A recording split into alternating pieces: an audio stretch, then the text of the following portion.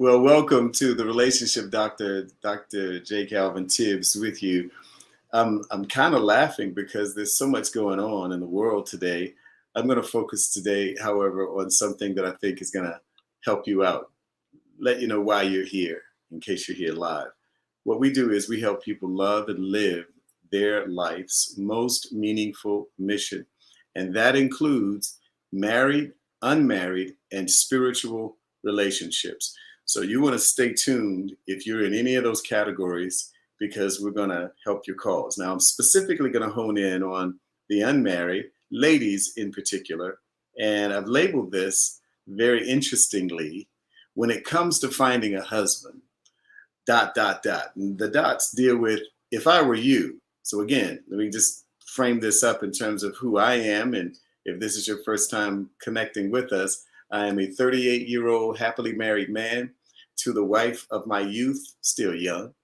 And we have three children and two grandbabies, one whom is a redhead and the other who's a brunette. And they are absolutely adorable. We have two girls and a boy, oldest daughter, young middle child is the middle man is the son, and the baby grown woman is a girl. So when you put this together, we've been here, right? We've been in this space for a minute, and I help a lot of folks.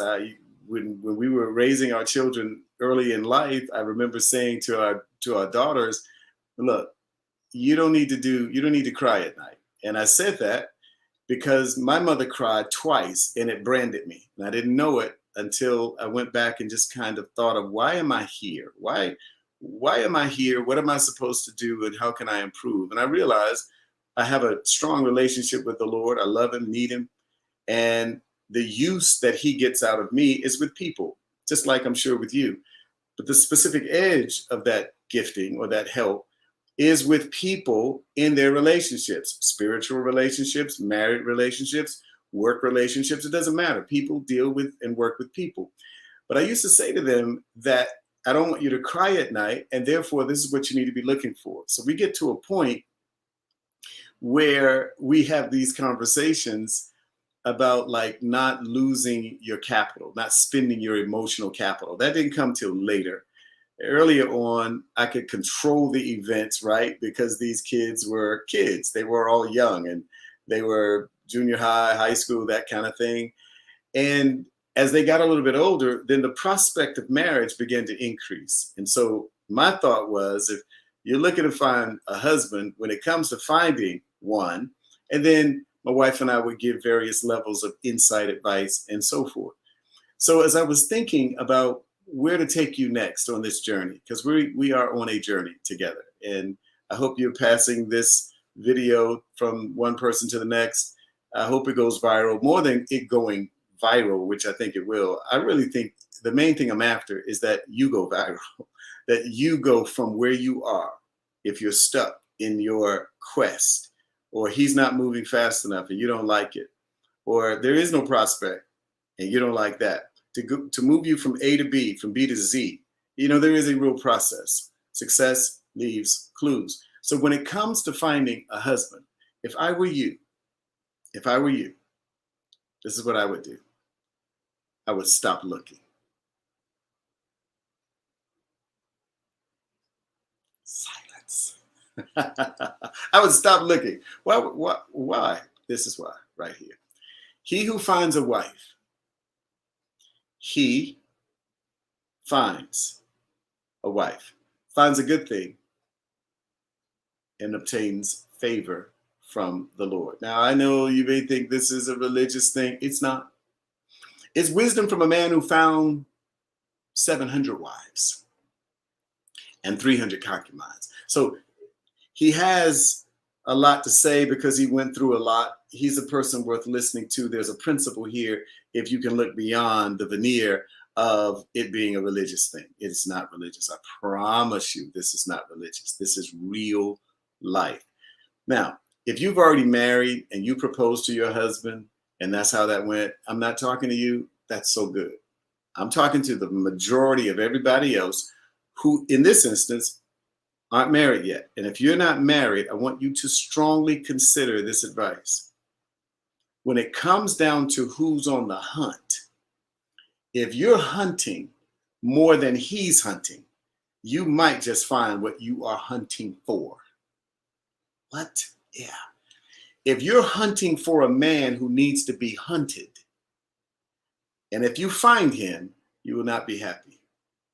You might find moments of happiness. And if you're married, I hope you stay married. So just disregard this. I'm talking to single people. If you're hunting a hunter, that's a pretty interesting position to be in.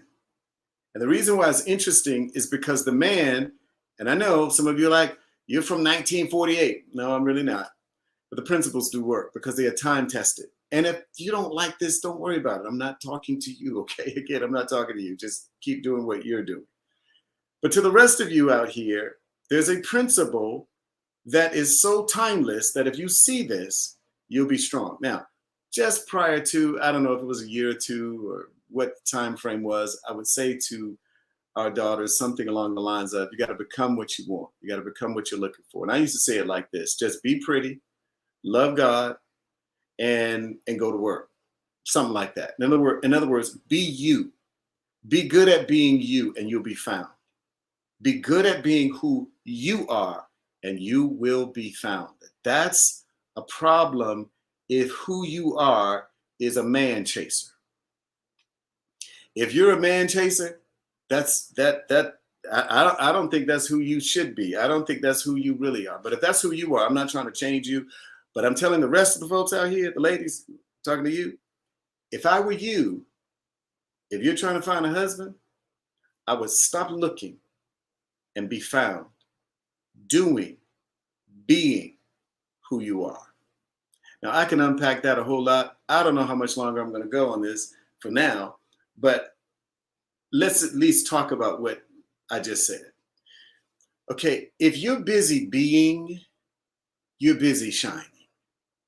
If you're busy being, you're busy thriving.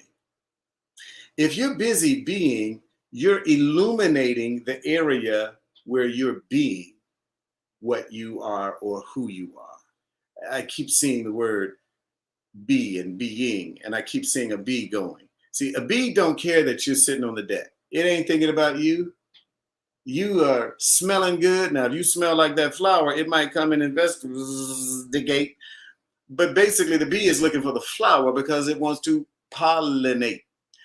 The bee understands that the flower was made for multiple reasons, and one of those reasons is for that bee to get some nectar and to get close enough to get what's in the flower onto the bee so that as it flies away, it's dropping life. It's busy being itself. I don't remember how long bees live, but I don't think it's a long time. But in their lifetime, they're doing the things that make a bee a bee. And word is, scientifically even, if you remove bees, you remove pollination. You remove pollination, you impact greatly plants. Greatly. It's all messed up. That's why the bees were created when they were created, and the flowers were created when they were created in the 7 days of creation. And the list just goes on around this deal. But when it comes down to, again, if I were you, if you are looking to find a husband, if I were you, I'd stop looking. See, the more you are at the business of being, the easier it is for you to be found. See, because if you're on the hunt, unfortunately, there's a fragrance, if I can call it that, of desperation. And a man that's going to lead a relationship and make you happy and be strong in terms of standards and just basic things. Now, I'm not talking about, the life that you specifically are looking for. I'm talking about basic things here. If you are on the hunt more than he's on the hunt, you'll have to support him. Is that what you're looking for? I mean, I'm just saying, when it comes to finding a husband, if I were you, I'd stop looking and start being. See, because the more you become who you are, the easier it will be for him to see who you are. But if you are so dolled up that you're trying to impress him with the outside that you can't even take your wig off, I mean, you can't take your weave off. I mean, you can't, whatever it is you have on, you got to keep playing that game because you can't be you. Then when will you get to be you? And when will he stop liking the you that you showed him you were? Because you were afraid of being the you that you are. I'm just saying, when it comes to finding a husband, if I were you, I'd stop looking, because this verse right here is very powerful. And the verse says, be found. Is it okay for you to just be found? Do you so not trust you that you got to run and hate and hunt and hate, wow, and compete with all the other ladies out there? Beyonce sang that song, right? So why are you having to compete with other ladies? See, the real competition is really with you. It's not with them. Why are you competing with them? You should be competing with you to be the best version of yourself that you are capable of. You can't get to the best version of yourself if you're just trying to show any part of you, or here you go, worse, every part of you to every man that's out there. The average guy is in the meat business. The average guy is not a farmer. The average guy is looking with his eyes at what you are to them, not who you are to you. The average guy is looking at what you are to them, not who you are to you, which basically means he don't even get to the intellectual part of you or the soul of who you are, because if all you're doing is advertising what you want him to see, you've done a great job of being a bee. You're the flower, you're the bee, you're see, drop. Yep, see, you beat, baby, ain't nobody like you, and gone right after. And you know what I'm talking about. So if you're trying to be found, you may as well be found as the person you are. You may as well be found as the person who is adding value. You may as well be found as the person who is moving closer and closer to your goals. You may as well be found living life improving, adding value to humanity, to your family, to the people around you. You may as well be found, in fact, and then when you start looking at him, he needs to be doing something very similar with his design. Because if he's not doing the thing that you're doing, you don't need to be found by him. I hope this makes sense. I'm just trying to make it real easy because it's not that deep. And listen, you got to change the narrative about the availability of men. I mean, this idea, I get if it's true. I don't know what it was in college. We went to school here in Atlanta at Clark College at the time. Now at CAU. Go Panthers into his house. And I got my doctorate from South University in Savannah. When you talk, though, about the ratio of men to women, I don't know what it really is, but here in Atlanta, it was talked about years ago to be something like 25-1, 25 women to every one man, which put everybody in competition. So it appeared. But look, you don't have no comp. What? You don't have any competition at all. There is nobody like you. That's why you need to take my course. So you can start believing that every day, not just today, because I'm saying it. There is nobody like you at all in the entire universe. Forget fingerprints. Of course, there's only one set. Forget personality type. I mean, personality types can be shared, but there's only one DNA person that made you, the code, all those dots. And if he can't see that you are you, then he don't qualify. What? If I were you, we're back to that again. When it comes to finding a husband, if I were you, I'd stop looking and start living who you are. Who are you anyway? Are you the sum total of what everybody says about you on social media? If that's you, you're in trouble. No wonder you're looking and running and competing because you don't think you're worthy. You don't think you're good enough. You don't think you're strong enough, beautiful enough, sharp enough, the size enough, honorable enough, cute enough. Because you keep comparing yourself to other people. No wonder you're running the race like everybody else on a hamster wheel with a dress on and high heels, stilettos. Get off the wheel and understand this. when it comes to finding a husband, this is just my advice. A man married 38 years. If I were you, I'd stop looking. And I'd start living my design potential. In other words, I'd start living what I'm capable of. What are you capable of? What are you capable of that you are not doing because you are too busy competing with all the other ladies out there? See, when you are found by him doing and being who you are, you're irresistible. But if you're out there looking desperate like everybody else, but act like the eyelashes are going to make it look like you're not desperate when they can look in your eyes and see the desperation. Men generally are not drawn to desperate women. They normally, it's not unusual that they take advantage of desperate women. Stop being desperate. Start being you. You got to ask yourself some questions. Now, again, this is inside of our coaching program, which I encourage you to get. We'll talk about that towards the end, because all you need is just a good dose of who you really are in order for you to start becoming who you really want to be. Because no matter who we think we are the sum total of the words and the experiences that we have accepted as truth. And we start when we're very early. You're going to be just like your mom. You're just like your daddy. When you hear stuff like that and it doesn't sound like it's all that appealing, then you're like, yeah, I'm just like my daddy.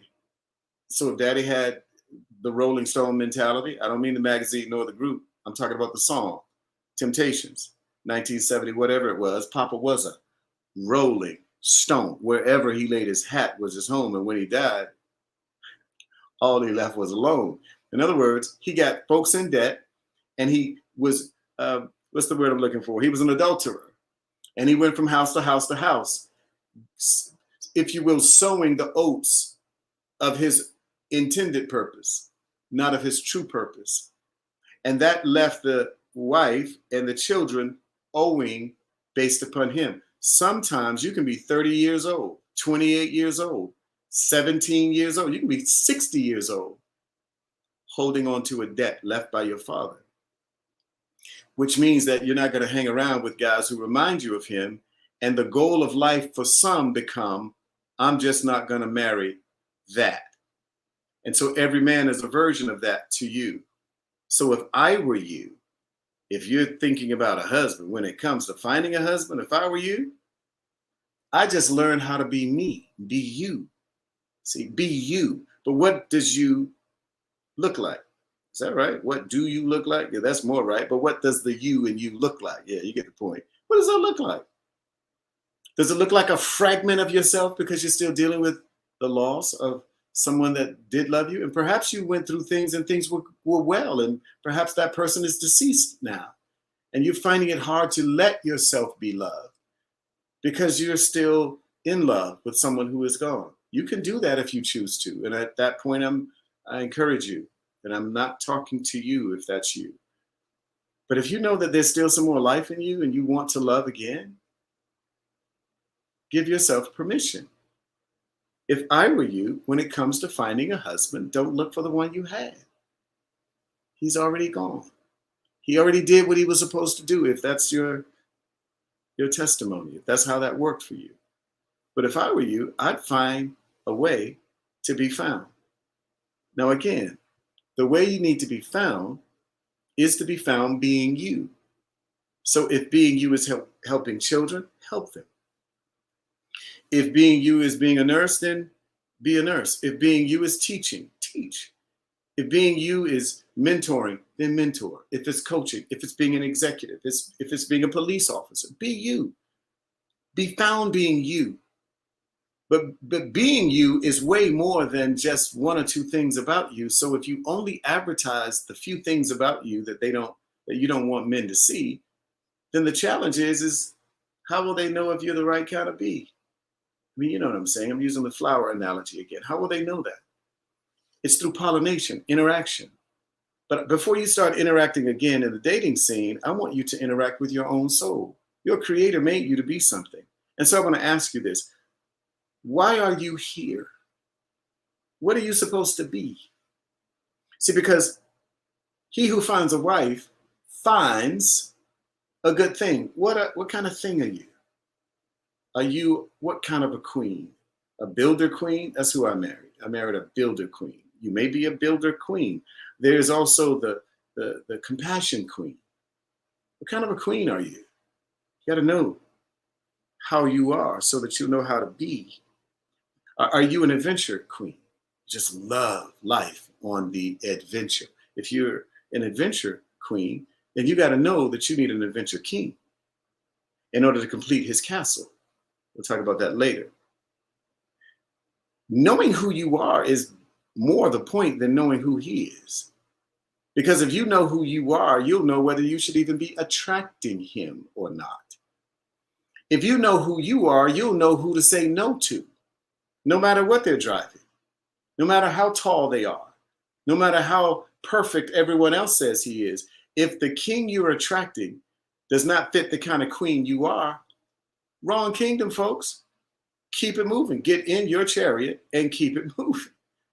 So if you know who you are, if you understand why you're here and what you're supposed to do and how you can improve, if you know that, if you give some time, thought, and some energy spent in musing over that, you have a greater chance intuitively, which you're loaded with it, of becoming that than you would otherwise have listening to your girlfriends and them. Now, I ain't mad at your girlfriends and them. I don't know them.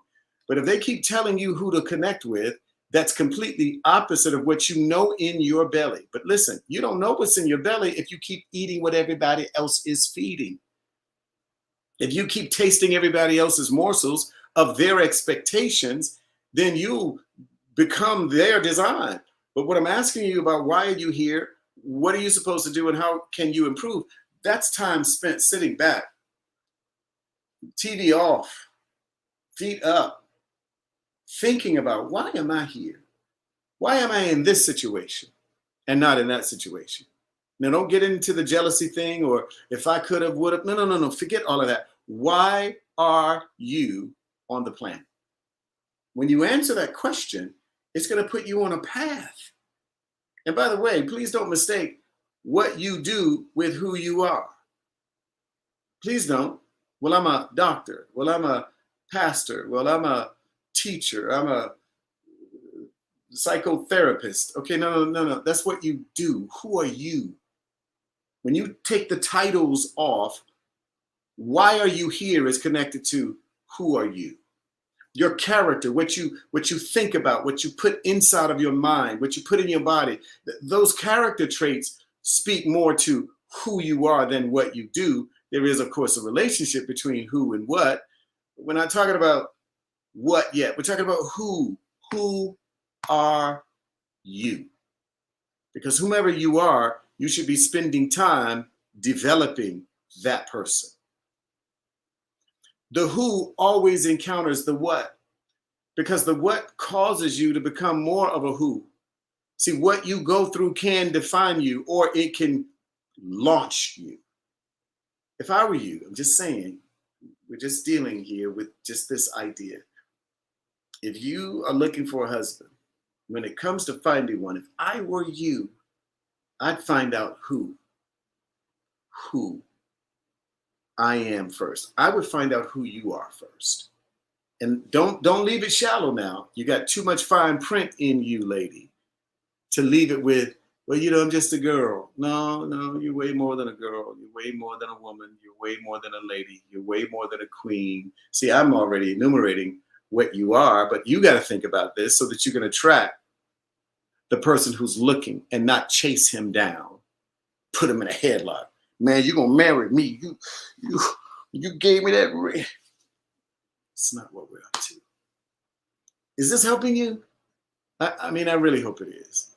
I hope it is. Later, I have some more resources for you, but right now I'm going to offer some free things to you, free things for you to take advantage of. And when it comes out, you're gonna really be blessed by it. But right now, if you are not connected to community, a community that can move the ball ahead, if you will, in you, move you forward, jump in our free Facebook group.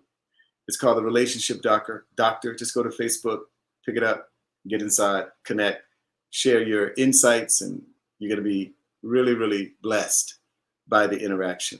Number two thing, free strategy is a strategy session. If you want a free strategy session, go to that link and schedule it. You can also go to calvintibbs.com and just click on free strategy session. It's free of charge. I can listen to where you are. There's no pressure or anything. If you want to work with me, I'll work with you as much or as little as you desire.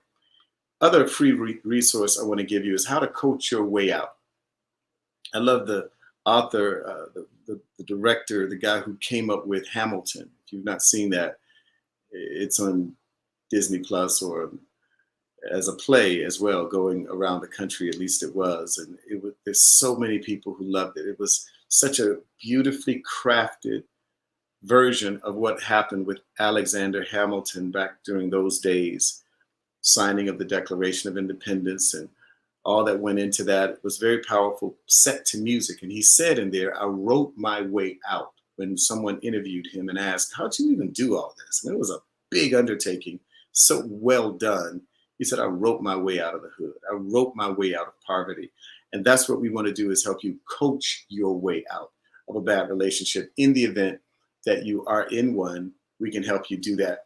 And out of something that we call the ellipsis is called purpose deficit disorder. I gave you a little dose of it without telling you that was what it was called. But when people don't move forward, it's because they have a purpose deficit. The deficit leads to a disorder. And if there's a disorder there, it can be treated, not with medicine, not in labs, but with purpose development, because PDD is a disease of the soul. And that's what this resource does for you. Again, it's totally free. Just go there and pick it up and benefit from it. Now, this is a paid resource, and I highly encourage you to get this one because it's an audio recording, about 60 minutes long. You get some free bonuses that come along with it, by the way. And inside of this program is the answer to the question, or at least it starts getting you some answers to why am I here? See, why you're here is connected to what I was saying a little bit earlier. You got to know why. If not, others will tell you why. They'll tell you that you're here to be a bridesmaid. They will tell you that you are here to support their happiness. And if you buy that because you don't understand why you are here, then it becomes difficult for you to become the bride, because subconsciously you keep walking in support of others who have a better life than you. You want to get that resource. It will bless you for real. And then the final resource, in the event that you already have a man, first date, second date, maybe you've been dating a little bit and you want to go a little bit deeper in terms of both of you. But this survey is for men. It's called the Man Made for Marriage survey, and it can be found at calvintibbs.com. Go to calvintibbs.com and have your man click on the Man Made for Marriage survey. What you want to do after that, he wants to take the survey and then call you up, or y'all go to dinner and go over his answers. And then you ask questions like, well, why did you say this about your mother? Or why did you say this about women? Or why did you say this about men and security? What was behind that thought? You're not interrogating him. You're finding out what's in his heart. Now, if you're at the first or second date, this becomes a way for, let's just say, someone to be there to help you with whether or not you need to even continue. And again, we've moved beyond the desperation stage when we first started talking about when it comes to finding a husband. If I were you, stop looking. You pick that up in the earlier parts of what we went over already today. In this survey, it will help you to pick up the tendencies. And these are tendencies now. That doesn't mean that people can't change, but it helps you pick up tendencies about what a person is currently thinking. And that's going to be helpful to you. So I recommend this as a resource before you go out on that next date or that first date, and say to that presumptive date, hey, check this survey out. Instead of buying me dinner, let's take this survey, and why don't we have a conversation after that? And again, it's not an interrogation session. It is an information gathering session so that you can know where his head is. And that'll help you with yours. If I were you, that's what I would do. I hope this helps you. It surely was fun to do, because when it comes down to finding a husband, if I were you, I'd stop looking. Hope that helped. Can't wait to see you the next time we get together. Have a good week. Bye.